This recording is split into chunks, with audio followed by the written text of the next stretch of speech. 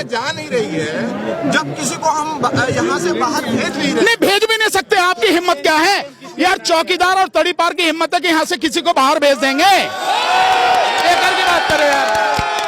तुम कहते ना तुम डाल तो हम पात। तुम जहां भी जाओगे तुमसे पहले आ जाएंगे और ज्यादा जगह पे जाएंगे। तुम 3 करोड़ परिवार में जाओगे, हम 6 करोड़ परिवार में जाएंगे। इस देश में हर जगह जाएंगे, लोगों को बताएंगे कि सच्चाई क्या है और चौकीदार और तड़ीपार ने कैसे देश को गुमराह किया। बाहर कैसे जाएंगे? तेरे बाप का देश है, ये हमारा देश है। इस देश के हम मूल निवासी हैं। इस देश की मिट्टी में हमारा खून शामिल है। हमें हमारे देश से कोई नहीं निकाल सकता। और पूछना चाहता हूं कि सीए जो है, अभी गवर्नमेंट ने टेबलेशन किया, उसको बिल, हाँ ठीक है, टेबलेशन किया और वो एक्ट बन गया। लेकिन जब भारत के किसी नागरिक को नागरिकता छीनने का कोई उसमें प्रावधान ही नहीं है, तो आखिर विरोध कैसा है? विरोध इस बात का है, इसको आप समझें। ये आप चौकीदार और तड़ीपार की भाषा बोल रहे हो जो वो समझा रहे हैं, इतना नहीं है। अब सीए क्यों लाए हैं? इसके 3 बहुत सिंपल से कारण हैं। पहला कारण यह है कि आपने 3.5 साल एनआरसी कराई आसाम में। क्यों कराई? क्योंकि आसाम अकॉर्ड के तहत जो वहां पर विदेशी घुसपैठिए थे वो निकालने थे, और आप मानकर चल रहे थे, हिंदुओं को आपने कहा था कि हम इस बहाने से मुसलमान को निकाल देंगे। मुसलमान को निकालना आपका उद्देश्य था।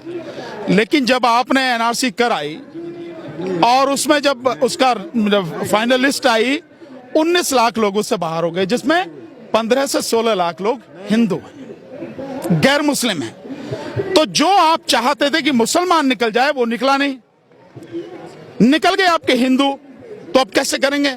आप उस बात को ना तो निकल सकते हैं ना उगल सकते हैं, फंस गए आप। सो क्या रास्ता निकाला जाए?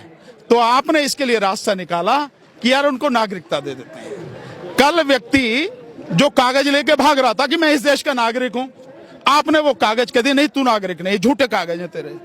अब आप कहोगे कि नहीं भी तू बाहर से आया, तू ये लिख के दे कि मैं बाहर से आया हूं, मैं विदेशी हूं, तो मुझे यहां नागरिकता मिलनी चाहिए। यानी कि जो व्यक्ति जबरदस्ती अब आपसे उसे झूठ बुलवाएंगे जो पहले कह रहा मैं नागरिक हूं।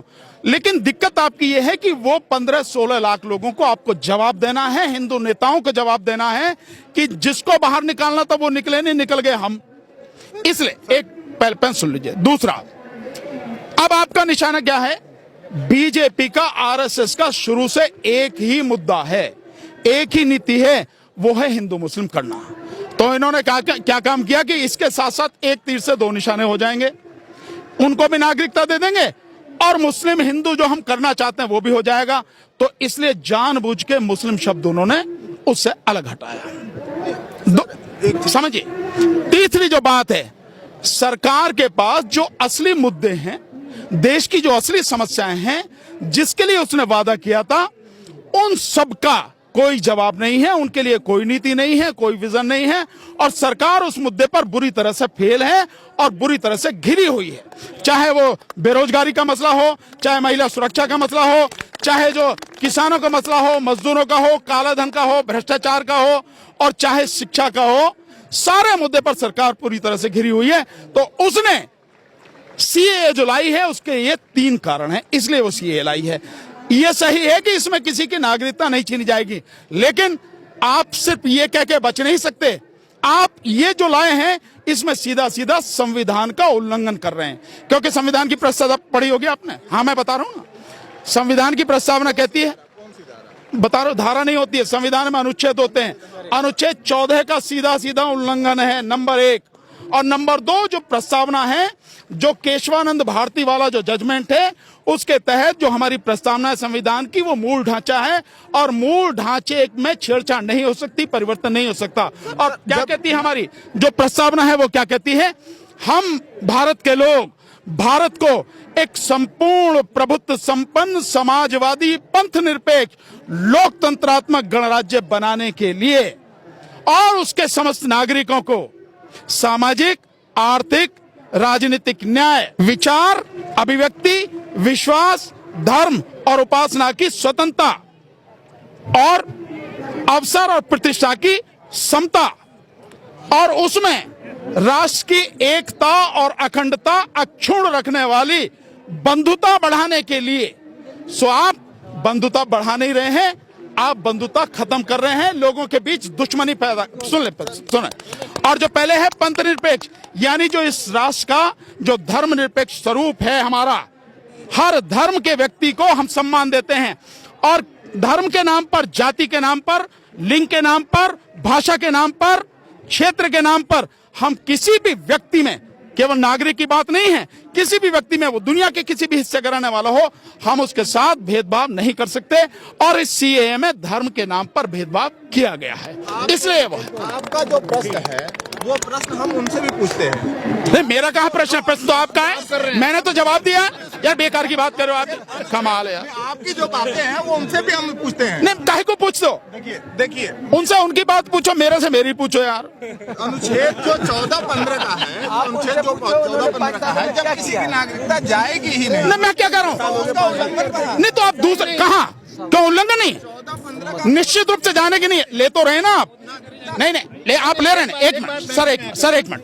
आप नागरिकता, जब किसी की नागरिकता जा नहीं रही है, जब किसी को हम यहाँ से बाहर भेज नहीं रहे, नहीं भेज भी नहीं सकते। आपकी हिम्मत क्या है यार? चौकीदार और तड़ीपार की हिम्मत है कि यहाँ से किसी को बाहर भेज देंगे? बेकार की बात करें यार। अब बात मेरी सुनो। आप किसी को आप भानु जी को बोलने नागरिकता देने या लेने आप कुछ भी करेंगे, उस जो भी आप करेंगे, आप संविधान को सामने रख के ही करेंगे, संविधान के अनुरूप ही करेंगे, उसकी सीमाओं में रहकर करेंगे, उसकी सीमाओं का उल्लंघन करके नहीं करेंगे। नंबर 1। नंबर 2, अब मैं आपसे पूछता हूं, इस सवाल को उनको भी बताना, क्या आपने पाकिस्तान, अफगानिस्तान और बांग्लादेश, इन तीनों की बात कर रहे हो आप, क्या आपके पास में कोई इंफॉर्मेशन है, कोई सूचना है, कोई आंकड़े हैं, कोई रिपोर्ट है, कोई सर्वे है आपके पास में? राष्ट्रीय अंतर्राष्ट्रीय आपका अपना सर्वे है, और है तो दिखाओ क्या है। आपके पास कोई नहीं है कि यहां पर धार्मिक अत्याचार इनके साथ में होता है। पहले सुनिए, कांग्रेस की बात, पहले मेरा सवाल का जवाब पूरा ले। दूसरा, क्या आपने पाकिस्तान से बात की, अफगानिस्तान से बात की, आपने बांग्लादेश से बात की? तुम्हारे यहाँ जुल्म हो रहा भाई, क्यों कर रहे हो? उसके विषय में क्या आपने अंतर्राष्ट्रीय मंच पर, चाहे वो संयुक्त राष्ट्र सभा में हो, चाहे वो यूरोपियन यूनियन में हो, एशिया के इतने बड़े बड़े संगठन है, दुनिया के किसी भी बड़े संगठन पर आपने कहीं इस सवाल को उठाया? नहीं उठाया। मतलब आप क्यों कर रहे हैं? क्योंकि मैंने जो आपको पहले 3 बताए ना, उनको नागरिकता देनी थी, 15-16 लोग जो बाहर हो गए हिंदू, और दूसरा हिंदू मुस्लिम करना था, ये मामला हो नहीं पा रहा था, बड़ी मुश्किल आ रही थी उनको, कैसे ये जो है ध्रुवीकरण हो, और तीसरा वो कि कैसे लोगों का ध्यान बटाया जाए, इसलिए ये सारी की सारी चीजें की गई। सरकार ये कह रही है कि जो सन 2014 के बाद जो बाहर से मुस्लिम आए उनके लिए सीए नर्स लाए, सर 6 साल में क्या सरकार इतनी निकम्मी रही, बेटियों को भी नहीं पकड़ पाई? उसका आप क्या कहना चाहते हैं? मुझे कहने की क्या जरूरत है, तो आप ही ने कह दिया। अबे कमाल है। मैं आप एक बात, अगर सरकार निकम्मी नहीं होती तो ये सारी की सारी चीजें क्यों करनी पड़ती? पर अब दिक्कत ये है ना, एक तो चौकीदार बन गया और एक तड़ीपार, दोनों करेंगे क्या? यही सारी की सारी सरकार पूरी तरह से फेल है। सरकार अपनी हर जितनी भी नीतियां सरकार ने घोषित की, जो ईमानदारी से सरकार को काम करना चाहिए था, जाति धर्म संप्रदाय के बंधनों को तोड़कर, जब आप प्रधानमंत्री हैं तो आप पूरे देश के प्रधानमंत्री हैं। आप हिंदू मुस्लिम सिख ईसाई बौद्ध जैन पारसी आस्तिक नास्तिक, हर धर्म हर जाति हर संप्रदाय के व्यक्ति के आप प्रधानमंत्री हैं। आप भाजपा के प्रधानमंत्री थोड़ी हैं, या आप आरएसएस के प्रधानमंत्री हैं जो उस तरह से काम करेंगे? तो सबको साथ लेके काम करना था, लेकिन आपकी नीयत ही हमेशा हिंदू मुस्लिम करने की रही है, इसलिए आप वही काम कर रहे हैं, वही गेम खेल रहे हैं, और इसीलिए आप जो आपको करना चाहिए था वो नहीं किया, और इसी वजह से लोगों को ध्यान बटाने के लिए ये सारे काम आप कर रहे हैं। सरकार कौन चला रहा है? सर आपका एक सवाल मैं चला रहे, साथ चला नहीं देखो ऐसा, मैं 2-4 लोगों के नाम बताऊंगा सरकार कौन चला रहा। एक तो सरकार चला रहे हैं मोहन भागवत आरएसएस प्रमुख, और एक तड़ीपार और एक चौकीदार, और इनकी सहायता कर रहा वो अजित डोभाल और अंबानी और अडानी। मुझे बताइए 2014 में अंबानी की संपत्ति थी 2 लाख करोड़, आज 2019 में उसकी संपत्ति है 10 लाख करोड़, 5 गुना।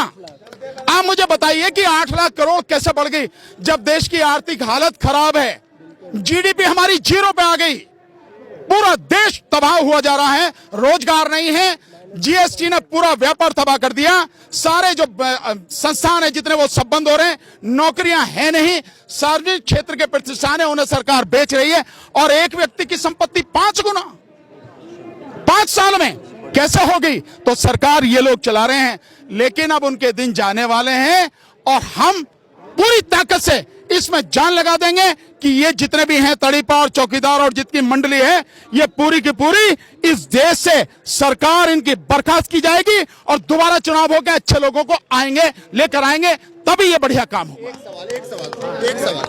एक आखिरी सवाल ये है कि सर अब ये लोग जो है प्रचार में जाएंगे, पूरे के पूरे जो है भारतीय जनता पार्टी 6 मंडलों में प्रचार करेगी, तो क्या लगता है कि वो कह रहे हैं कि गुमराह कर रहे हैं? नहीं, 6 मंडल कैसे यार, मंडल तो बहुत है। नहीं, उत्तर प्रदेश नहीं, उत्तर प्रदेश में 18 मंडल हैं। 6 जगहों पे वो ऐसा बस करेंगे, यानी बाकी छोड़ देंगे 12, तो ये तो अपने आप ही हार गए भाई। भाई 18 में से 6 में प्रचार कर रहे हो तो हार गए आप। बड़ी रैली करेंगे, बड़ी रैली यार, रैली तो करते रहते हैं, रैली से कुछ नहीं होता, किराए की भीड़ है यार, वो कैसे 500-500 रुपए दे के लाते हैं हमें भी मालूम है यार, रैली से कुछ नहीं होता। देखिए एक बात हम आपको बताए दे रहे हैं, इनके पास अंबानी और अडानी का पैसा है, बड़ी बड़ी रैलियां कर सकते हैं और उसके हिसाब से लोगों को गुमराह करने की कोशिश कर सकते हैं, लेकिन मैंने अभी आपको मंच से बताया, तुम जाओगे हम, तुम कहते ना तुम डाल तो हम पात, तुम जहां भी जाओगे तुमसे पहले आ जाएंगे और ज्यादा जगह पे जाएंगे। तुम 3 करोड़ परिवार में जाओगे, हम 6 करोड़ परिवार में जाएंगे, इस देश में हर जगह जाएंगे, लोगों को बताएंगे कि सच्चाई क्या है और चौकीदार और तड़ीपार ने कैसे देश को गुमराह किया।